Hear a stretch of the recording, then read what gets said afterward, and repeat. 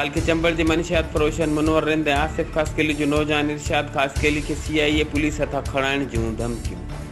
Update कयूं पिया के मातली खां जिते HRTD न्यूज़ जे रिपोर्टर सोटो खोस मुताबिक़ ताल के मातली जे शहर गुलाब लगारी वेझो 6 वाटर स्टाफ ते रहंदड़ नौजवान इरशाद खासकेली ॿुधायो त मनशियात नथो हलाइण चाहियां, मूंखे ज़बरदस्ती मनशियात हलाइण लाइ प्रेशराइज़ कयो पियो वञे। मुंहिंजो इरशाद खासकेली नालो आहे ऐं 2-3 ॾींहंनि खां वठी मुनू रिंद ऐं आसिफ खासकेली मुंहिंजे पोयां लॻा अथनि।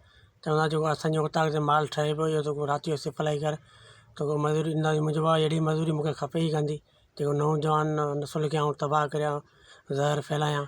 ऐं हू उन सां मूंखे धमकियूं ॾेई रहिया आहिनि त भाउ तोखे छाई करे खणाईंदासीं, तोखे पुलिस खां खणाईंदासीं, तोखे हीउ ॾोह कंहिं क़िस्म जा माण्हू बचे तोखे माराईंदासीं, हीअं कंदासीं। पर मूंखे हिन में ख़तरो आहे, मुंहिंजी जान बचाई वञे। SP टंडोला आहे, SP बदीन खे गुज़ारिश आहे इन्हनि मनशियात फिरोज़न मां मुंहिंजी जान छॾाई वञे ऐं ग़रीब मिसकिन मज़ूरी करियां, हकलाल जी खायां, बचने करायां।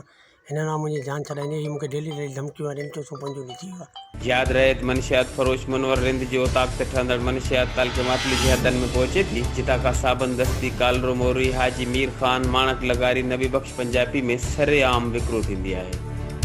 गुज़िरियल राति तक़रीबन 1 बजे HRTD मॉनिटरिंग सेल जे चीफ कोऑर्डिनेटर सोडो खोसो मुनवर रिंद जी मनशियात वाइखी गई आहे, जेका मातली तालके में सिपलाई लाइ अची रही हुई। इन सॼी कार्रवाई जी लाइव वीडियो सोडो खोसो जी टाइम लाइन ते मौजूदु आहे। ॿिए तरफ़ मुनवर रिंद ऐं आसिफ खासकेली पारां धमकियुनि जो सिलसिलो शुरू थी वियो आहे। ह्यूमन राइट्स मॉनिटरिंग सेल जे डायरेक्टर अली पहोड़ IG सिंध खे नौजवान इरशाद खासकेली जी तहफ़्फ़ुज़ लाइ दरख़्वास्त पिणु ॾिनी आहे।